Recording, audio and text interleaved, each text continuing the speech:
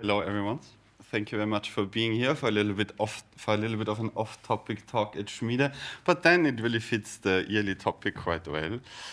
I'm going to do a talk today called Die mechanische Faust, the mechanical fist about conflict and warfare in the 21st century. And I'm focusing on some specific topics, but we will address that very soon.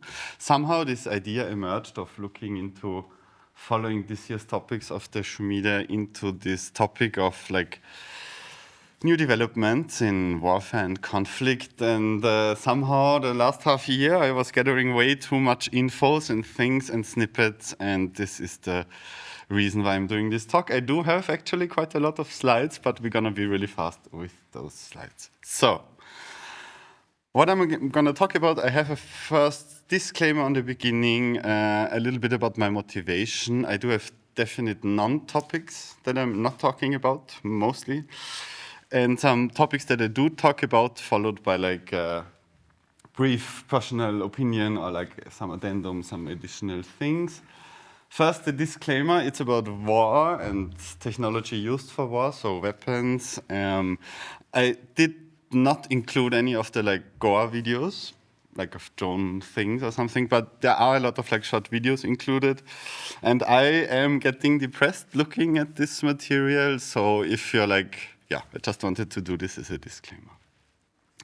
Secondly, I'm a pacifist myself. I did not do the military service, but civil service.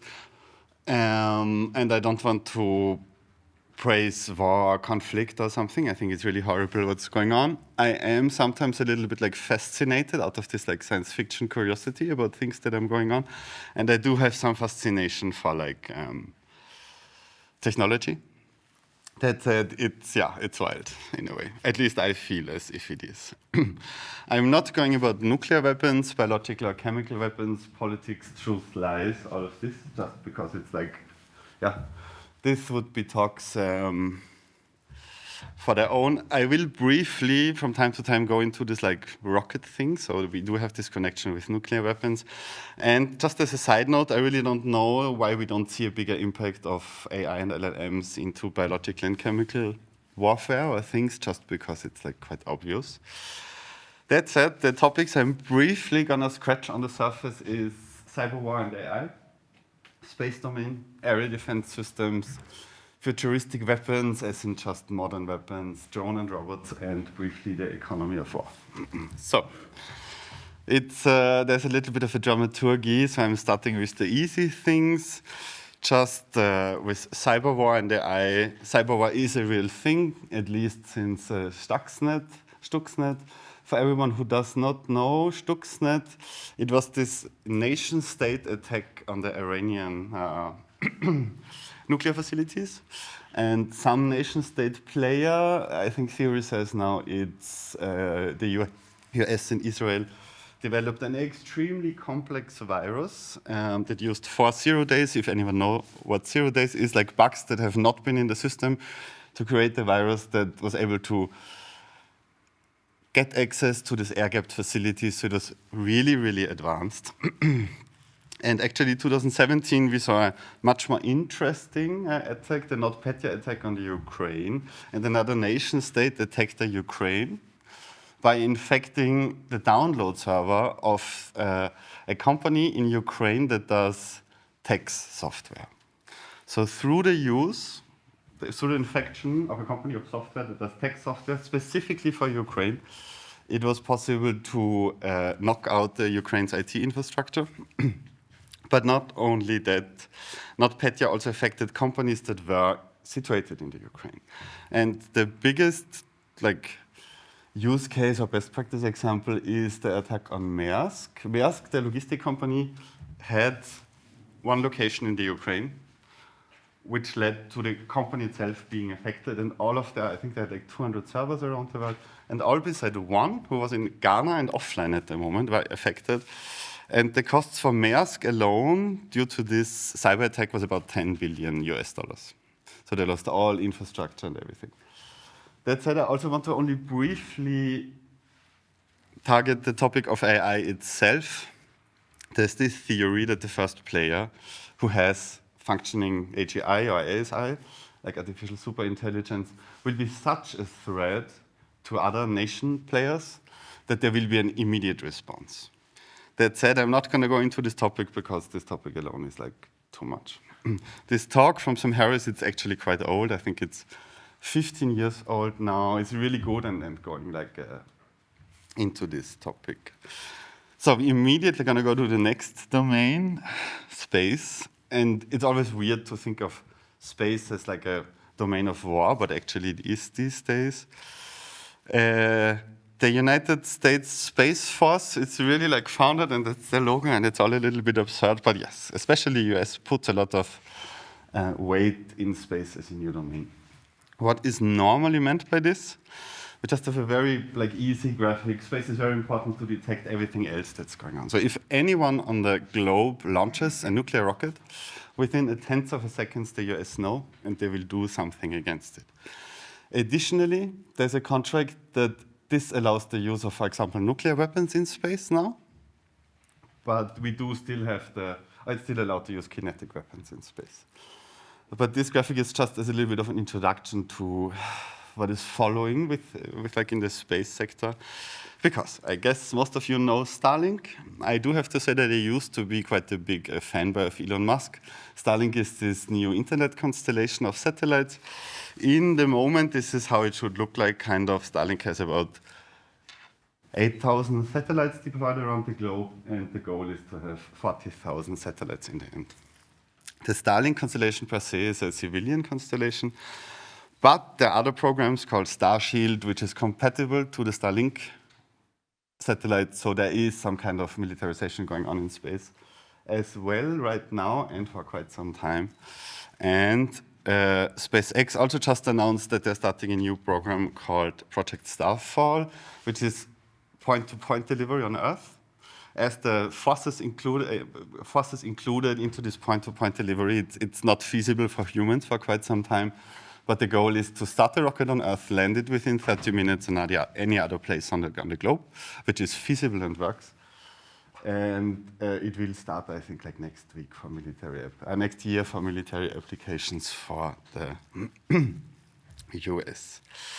Additionally, the US just announced that they want to start similar to, we will address this briefly later, something that Israel has this like Iron Dome system to save Israel from like rockets outside. And the US wants to do the Golden Dome over the US, which includes like the totality of space. Why am I mentioning this? Because the next chapter is area defense systems. And there's like this intersection in between, of course, detection from space and area defense systems. A lot of the technology we're going to see now briefly started actually quite a long time ago, let's say 70, 60 years. But these systems are upgraded all the time, both in terms of hardware as well as in terms of software. Now I have to see if the videos and audio works as it should be.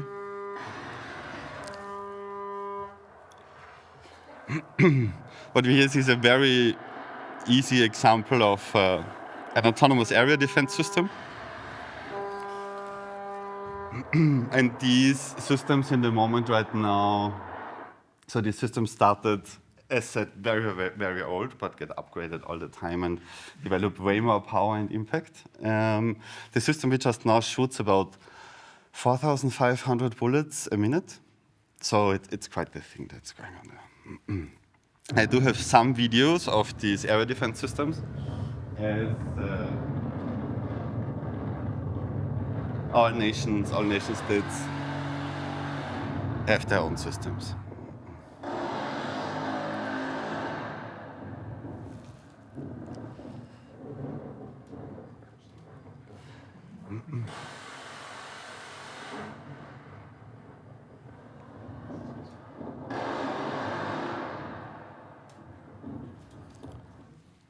These CIES systems, close encounter weapon systems, I think it's the abbreviation for, were developed, I think, in the 60s and 70s, but now with AI, they are like literally supercharged. And the newest approach now is to have like an overlay of like an AI space or like detection space, and then connect all the hardware you need to make it work.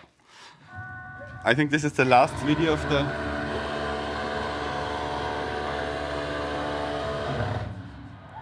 of the TIFS system.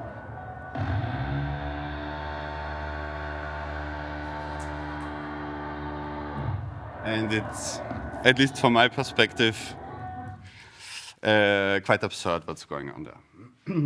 Like every 10th bullet we saw right now had a Leuchtspurmunition so that you see the tracer at night.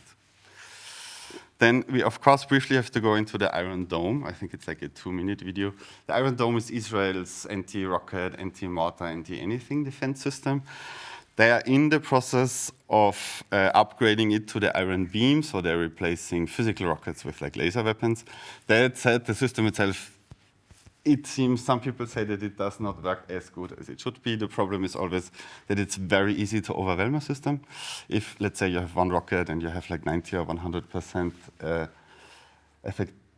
effectivity rate, you just increase the things you throw at these systems and normally they break. Initially created by Israeli firms Rafael Advanced Defense Systems and Israel Aerospace Industries, the Iron Dome air defense system became operational in 2011. Israel is protected by 10 Iron Dome batteries, consisting of 3 to 4 stationary launchers, 20 Tamir missiles, and a battlefield radar. These batteries can each defend up to nearly 60 square miles. So, how does it work? Incoming threats like Hamas's barrage of rockets fired at Israel from Gaza are identified by radar. The Iron Dome then fires a missile to intercept these threats, preventing them from hitting their targets. The technology is so advanced, it can tell which missiles are likely to hit densely populated areas and those that would cause less destruction. It typically only fires at missiles if considered to be dangerous. The military claims it has a greater than 90% success rate, but the volume of rockets being fired by terror groups in Israel means some do get through. Without the system, the Israeli death toll would be catastrophic. The Tamir interceptor missiles, manufactured by defense firm Raytheon, are also hugely costly, around $50,000 each. The United States is bound to supply Israel with the ammo it needs to defend itself.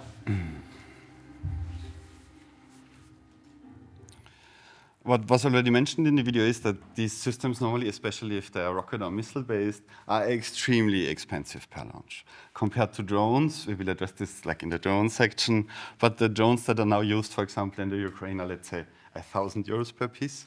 So just in terms of asymmetric warfare, the cost you have to shoot down the drones versus the costs you have to fire the drones or set up the drones, it's quite something that really changes, especially in the Ukraine-Russia conflict, the axis of economy of war.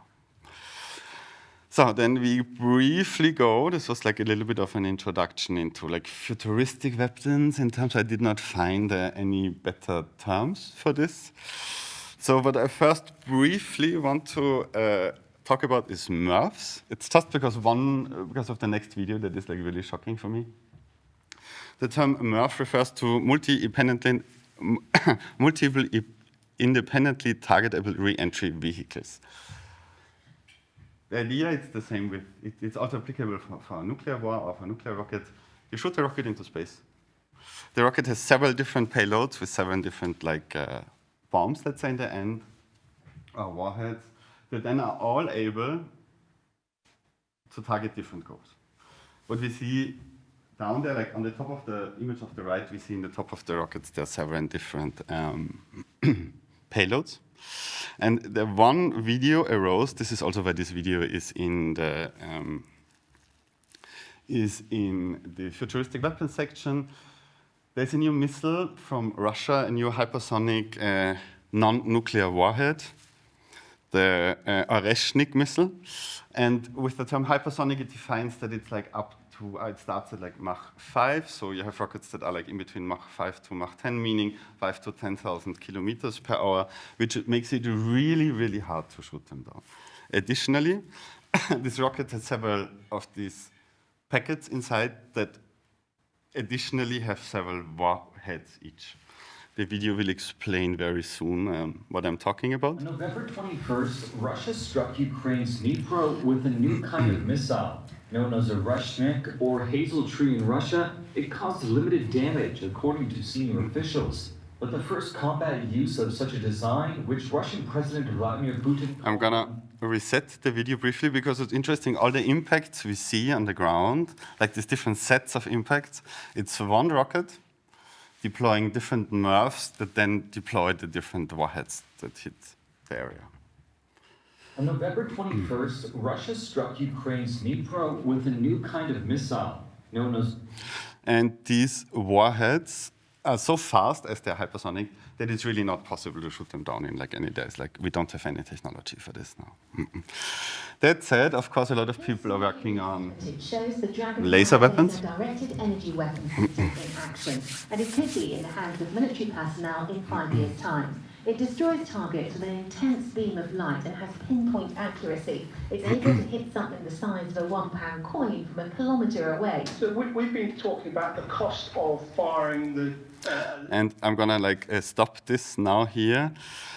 The problem with laser is, yes, it is super fast. It's of course as fast as the speed of light, but it's not as powerful yet as military want it to be. So it's not possible to so you don't shoot once for 1/10 of a second and then a drone falls down or anything comparable. You normally heat up the rocket itself, it then explodes and voila.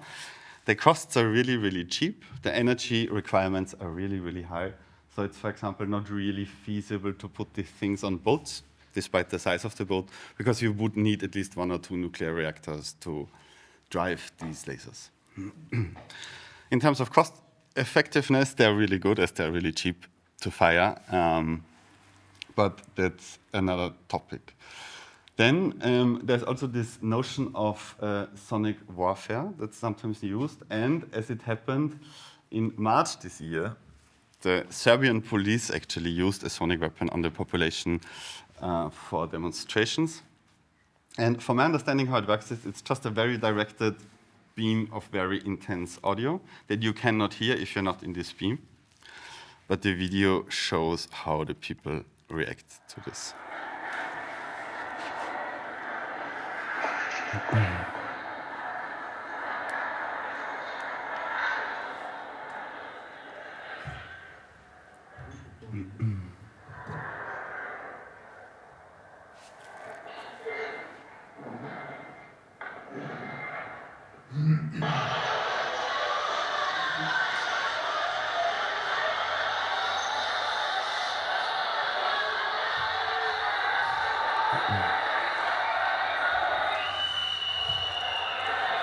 So what the Serbian police did is just they directed the thing in the middle of the people demonstrating. And it seems to feel as if a rocket or a plane really flies just over your head. So it seems to be very scary. I cannot refer to the experience itself. And the Serbian president first and the chief of the police said, no, it was something different and they don't have this technology. And they can prove that the police did not buy it because it was the military who bought it. So, yeah. And just to have it in the mix, there's always this notion of railguns, referring to a metal projectile that's shot out of the rocket using magnets. That said, it doesn't really work, it seems. But then some, like the Japanese, said they made it work, but it's not really a thing that works. So the next topic is for now drones and then robots. And what's happening with drones is actually the core topic of this, not the core topic of this talk, but the most advanced thing or the most surprising thing that's going on. And this is how a lot of the drones actually look like in the moment right now in the Ukraine. As they don't have a very big or fancy drone industry there, I mean, now they do, but it's more like people at home hacking these things together. It's actually really easy to do electronic counter warfare to a drone. So you have a drone that's controlled by radio or GPS or any other data. And it's really easy to scramble those data sets. So the first round of normally radio controlled drones were not that efficient. And actually what's happening there on the bottom, it's a container that has a fiber optic cable. These cables can be up to 20 kilometers in length and normally have a thickness of 0.3 kilometers. The drones are controlled using these cables. The cables and the drones are actually really cheap. So the cable box on the bottom would be like $300 US, the drone maybe 500, and then you just add a payload. And these first-person optic drones, or first-person view fiber optic drones, actually also do have a really good remote sensing for the pilot, as the video signal that can be transmitted through the cables is really, really effective. One of the side effects of this fiber optic cable-driven drones is that a lot of the areas in the war zone right now look like this. So these cables are everywhere, and it's really hard to say what the impact will be on the what the ecological impact will be of these drones. It's also quite wild to imagine the scale of drones we are talking about. The Ukraine, for the end of the year, targets a production goal of 4.5 million drones. So we're talking about 10,000 drones a day that they want to produce. And we do have these first small companies, companies in the Ukraine with 100 people, 50 people that are in different apartments, not even in a factory, 3D printing and building drones, 50 to 100,000 per month. And it's really, for me, absurd that we changed something like the DJI drone that we all know in this massive industry and business. That said, with counter warfare, it's really easy to shoot down a lot of the drones. So it's a lot of drones against drones from both sides, different technologies, and so on and so forth. But seeing videos of both, for example, soldiers being hunted by drones or vehicles being hunted by drones, it seems to be quite horrible also for everyone involved, and PTSD is really, really high for everyone on both sides, both drone pilots as well as people who are attacked by drones. It's really a mess and a very big nightmare. The good thing is a lot of these drones for now don't fly autonomously. The bad thing is they soon will. This is also something that happens. I said I took the Goa videos out and only left the nicer videos in.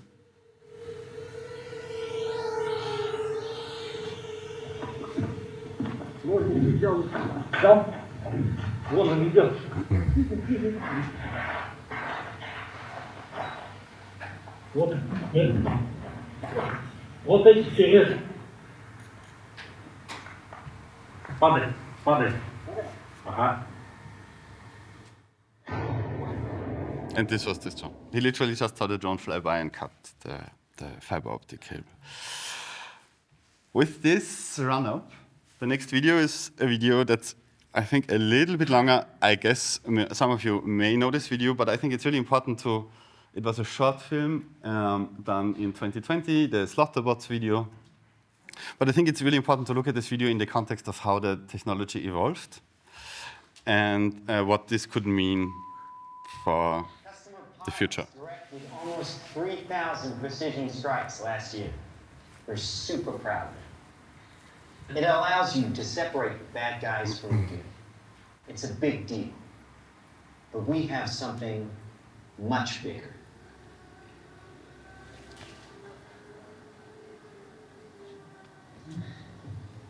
You kids probably have one of these, right? Not quite. Hell of a pilot? No. That skill is all AI. It's flying itself. Its processor can react 100 times faster than a human. The stochastic motion is an anti-sniper.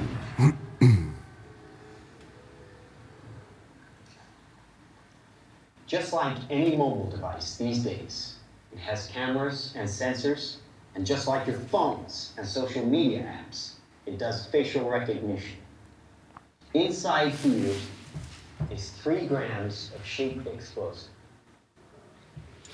This is how it works.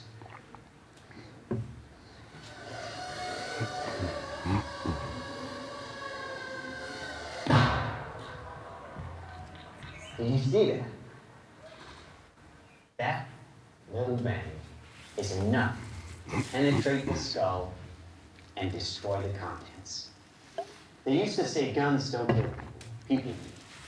Well, people don't. They get emotional, disobey orders, aim high.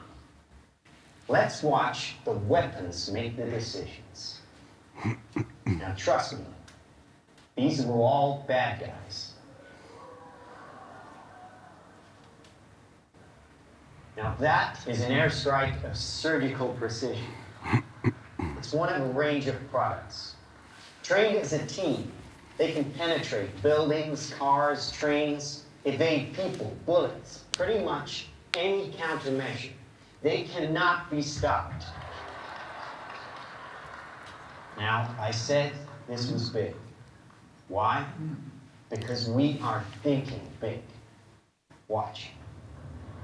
A $25 million order now buys this. Enough to kill half a city. The bad hats. Nuclear is obsolete. Take out your entire enemy, virtually risk-free. Just characterize him, release the swarm, and rest easy. These are available today.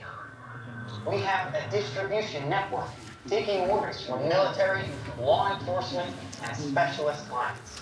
The nation is still recovering from yesterday's... So actually, when this video came out 5 years ago, the idea of having this was really, really far away.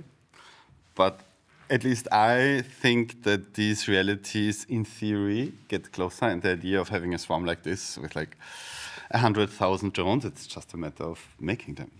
It's not that bad. And actually, the smallest drones that are now in the military-industrial complex, like in use, are like a quarter of the size that we saw there. Also, for this video, it's a little bit hard. I was not able to verify if it's fake or not. So we're going from the first one was fake to things like this. And it's just a drone constellation that's being deployed.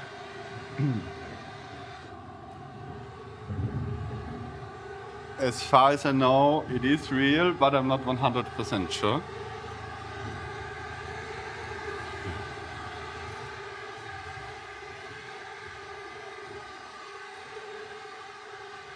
And what is absolutely real is this. It's the world record for a drone constellation flight, including about 12,000 drones that fly synchronized.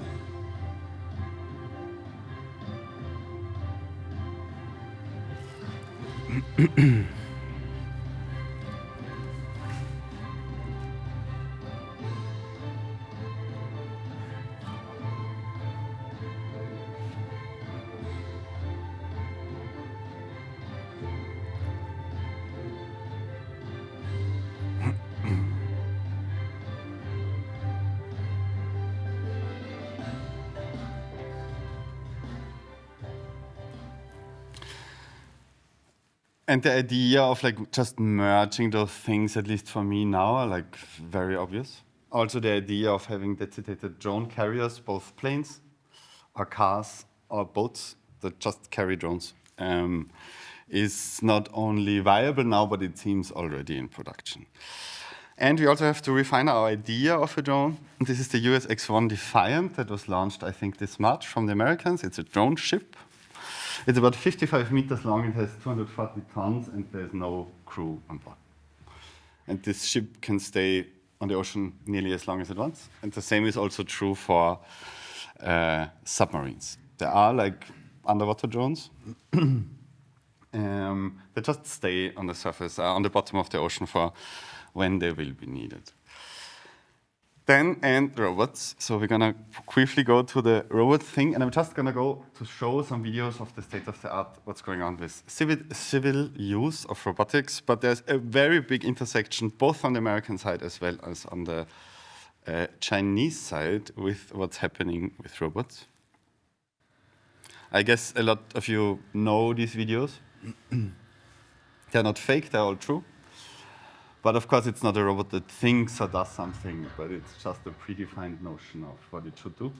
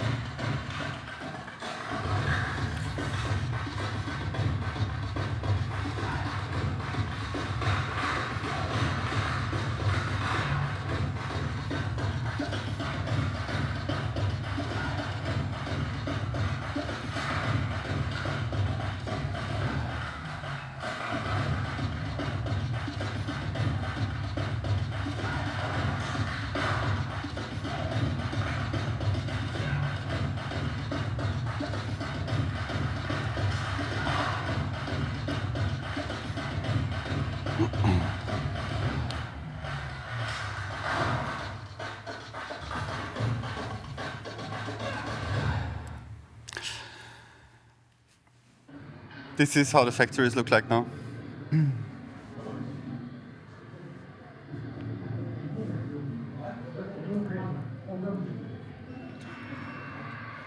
And of course, if you have use cases like this, the military is not that far ahead. The robot dog is in this case called, I think, Iron Wolf or something like this, but it was just a military parade, I think, a month ago in China, where these systems were showcased, actually. If they work, that's a different story, but I do think that the chance is higher than 0% that in the next big global conflict we will see systems like this. And then this is the last chapter, is a little bit about the economy of war, or what has changed in the economy of war right now. So, first of all, I think it's really a sign of our time that the Department of Defense is now the Department of War, so I wanted to include this slide as Donald Trump renamed it, the Department of War. And the US is still by far the biggest, of course, weapons producer and manufacturer, and has the biggest military budgets, but there are things that change, especially with this new economy of war, having like really cheap drones, having like really cheap robots and all of this. I have not included one slide that I think is really interesting. Of course, it's always important to have like the better weapons, but sometimes it's also important to have like more. And right now it seems that China has shipbuilding capabilities compared to the US of a factor of like 230 to 300 to 1. So for each new warship that America can build, no matter the size, China can build about 200. And I'm not sure how these numbers play out. That said, especially in America, we have this person, Palmer Luckey, the former founder of Oculus, like the glasses, where like this exit and sold to Facebook, who then founded Anduril, in the moment the biggest private weapons manufacturing company. Opposite to other like tech startups we see, for example, Tesla or SpaceX, who vertically integrate everything in terms of they build everything. For these new tech startups, for these new military tech startups, it's really important to not vertically integrate, because that means they cannot scale fast enough. You want to use like available bolts, electronics, housings, casings, that you can scale up what you do. I also have some videos from them. That's really interesting. Actually, this is a screenshot of their website, Reforming Defense Capabilities with Advanced Technology. I really think this wording is kind of interesting. And they have this full, I don't know, future game vibe, let's say. There's like bling bling videos.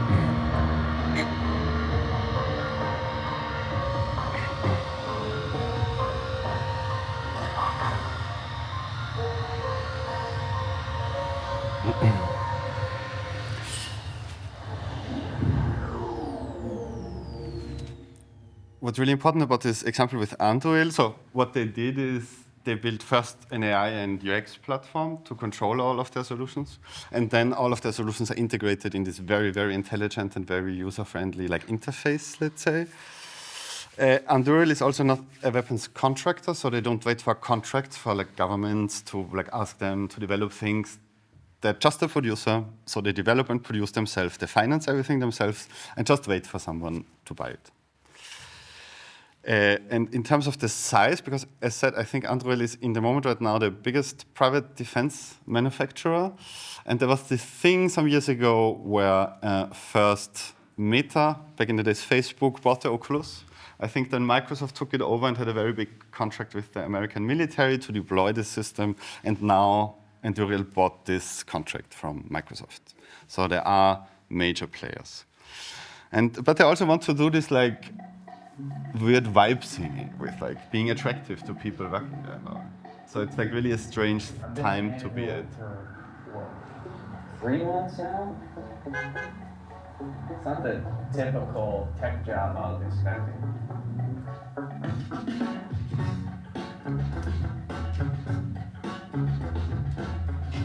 My last 9 to 5 was more like 11 to 3, and I was working remote.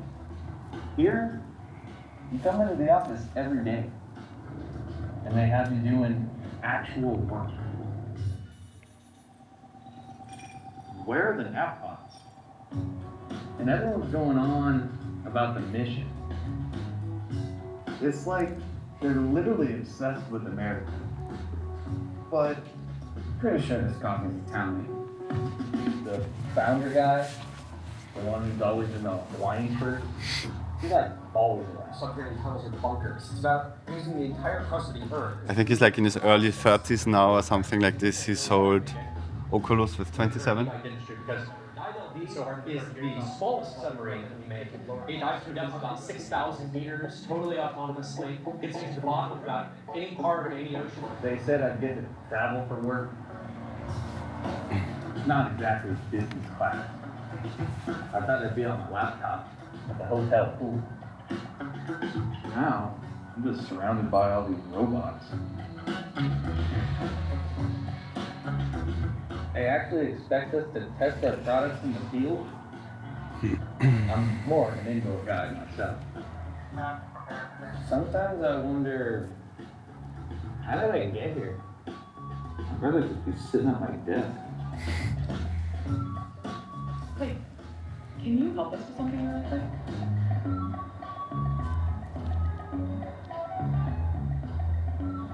Yeah, that'll work in Android. It's just built different.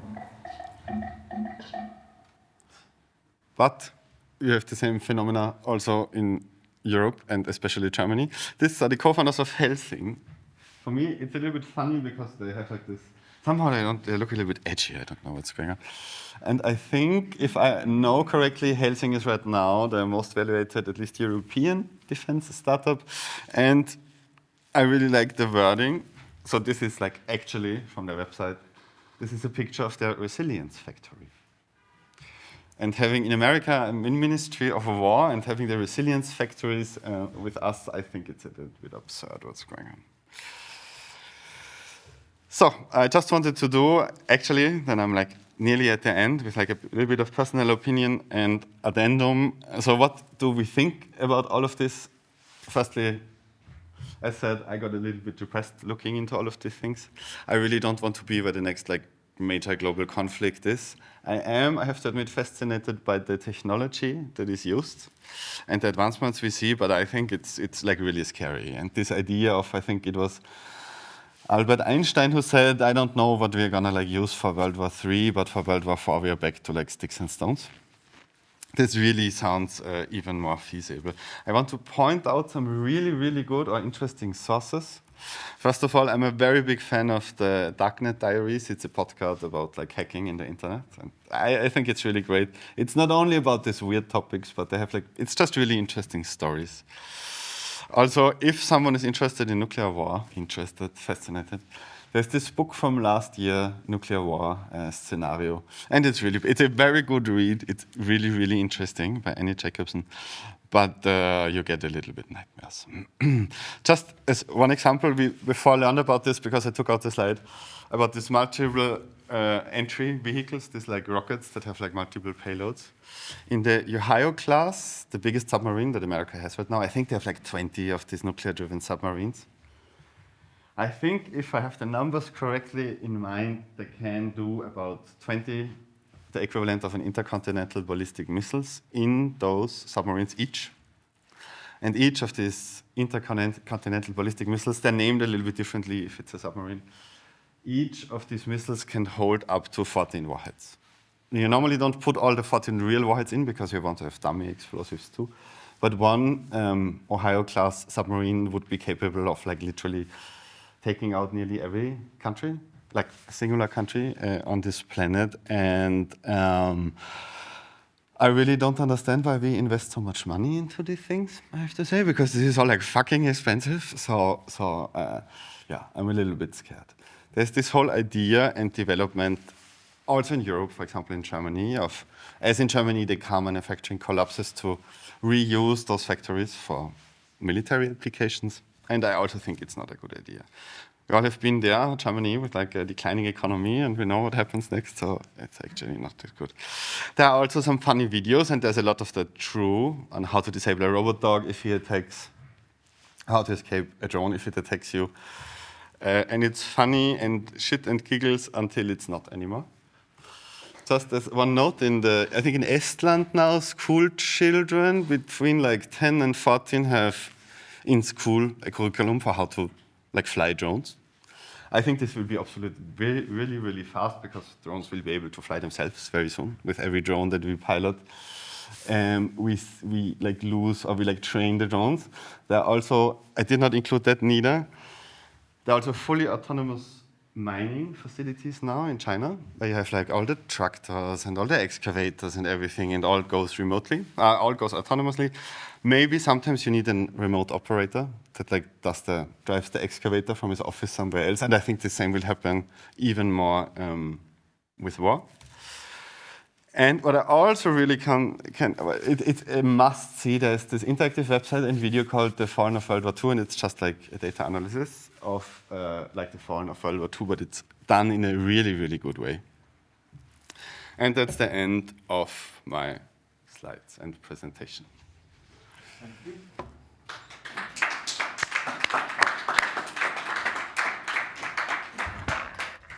So are there any questions?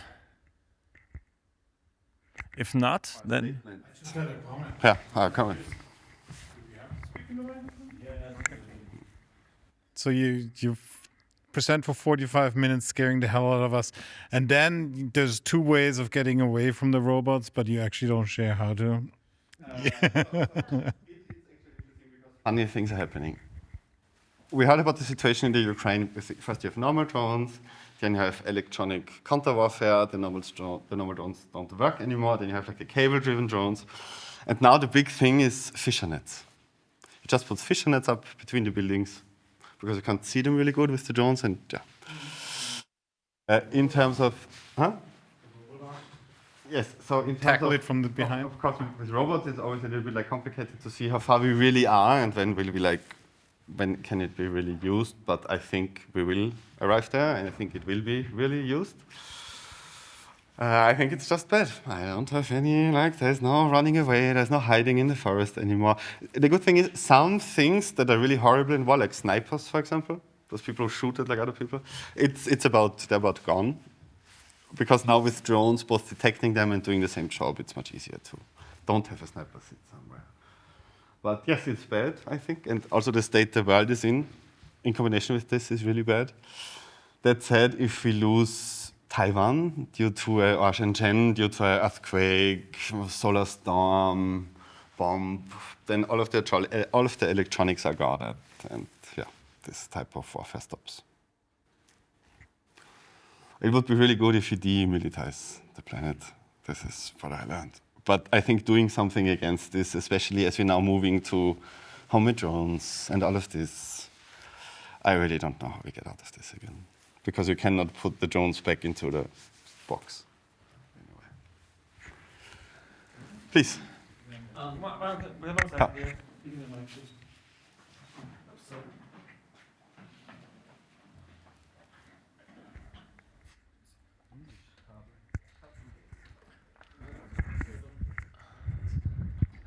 I was thinking about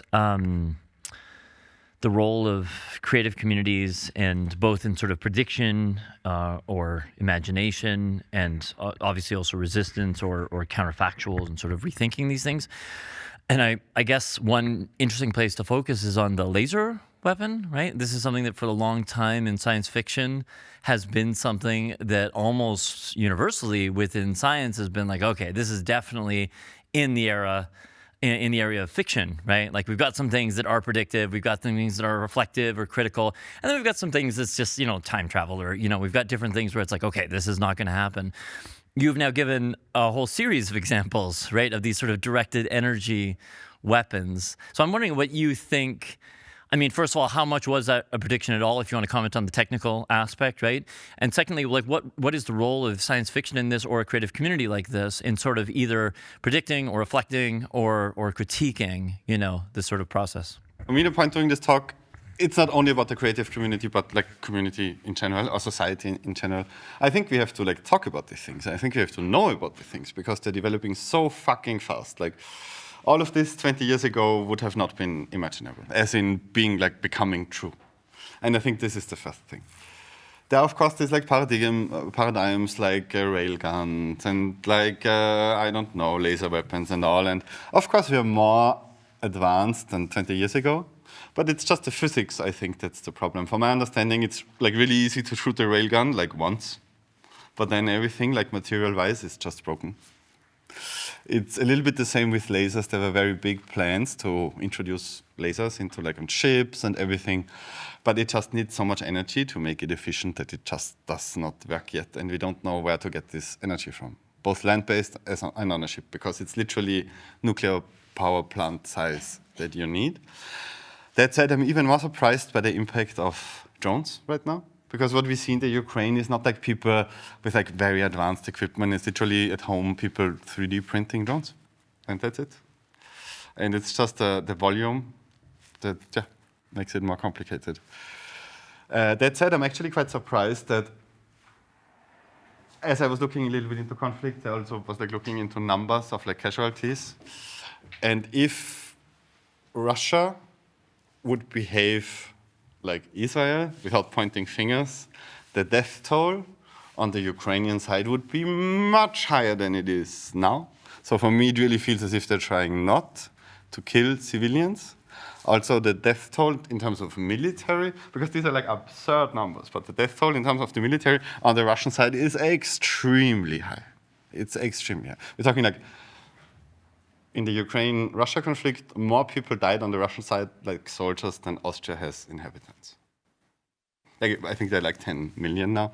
So it's really absurd in terms of just pain and damage, damage both to human lives as well to infrastructure and things, our wealth that we created as a society.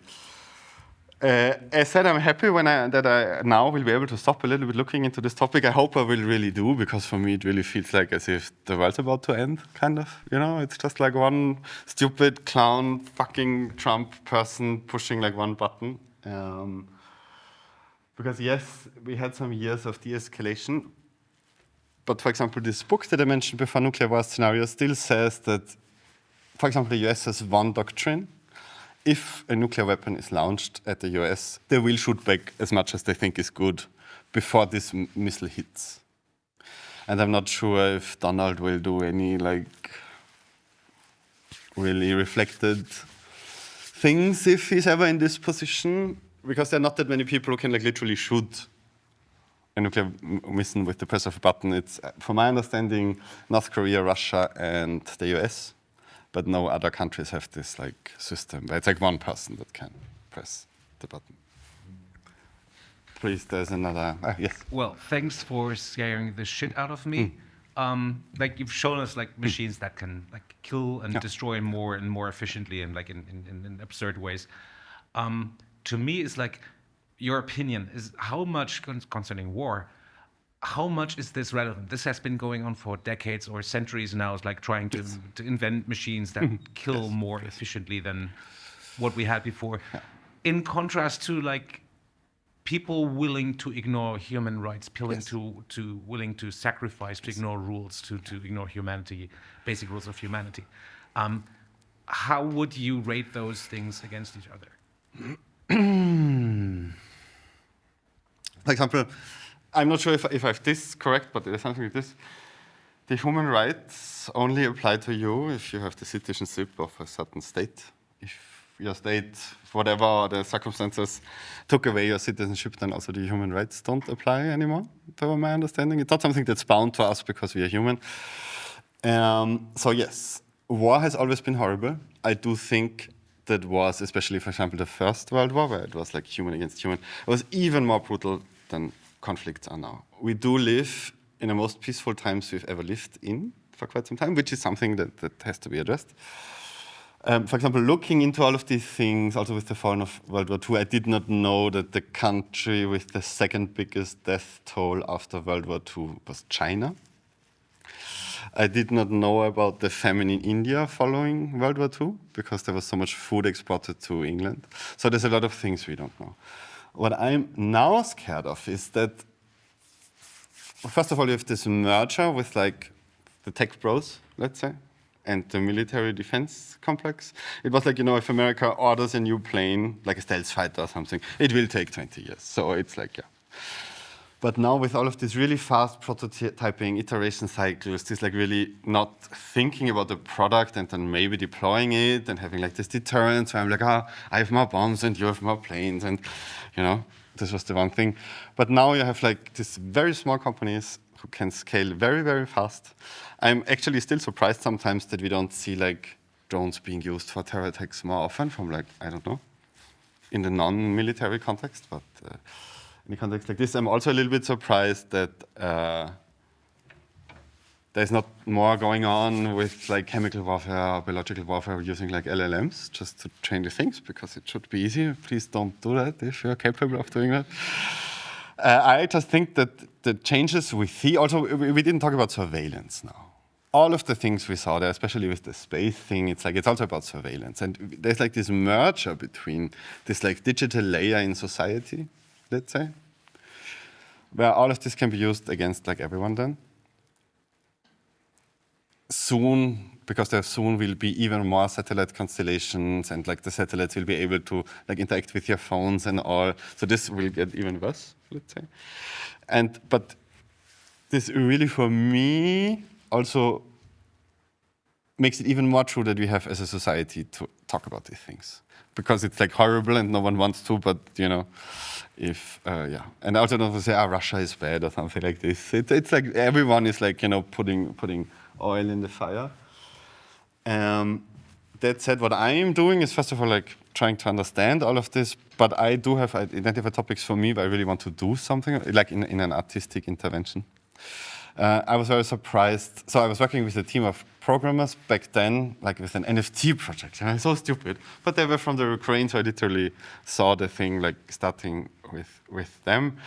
But having this, like being in a European country and having the situation where your country then tells you, okay, you're like in this age group between, let's say, 25 and 60 or 25 and 55, then 18 and 60, and you just have to go to the front. This is like, I think, really horrible. So if anyone has one of those like flip type watches, you know, the things, the displays that used to be in the train stations and airports, I'm looking for one of these, where you have like the numbers, count down the physical ones. Because I want to do a counter that counts until I'm like 65. Because this would be, you know, Austria is a country with like military service, mandatory military service. I can't have a second citizenship because my country has like this military mandatory service thing going on. So if something would happen, which I really hope it does not, they would say, I think for me it's still about pointing out like what's like literally happening, so that we are fucking scared, because it's really not nice if something like this starts. And it has to be prevented like with all the energy we have. So that's my resume learning. That said, because also this talk started a little bit, we did a talk like 10 or 15 years ago about the future of things. It was non-military related, and I just found the presentation again, and we like looked through it, and it is weird to see like 15 years ago this, like predicting this into the future for 10 or 15 years. Of course, not only the military stuff, but in general, robotics and drones and AI. I cannot. I don't know what to say. So the limit is always 1 hour. Ah, okay. Yeah, thank you. Thank you.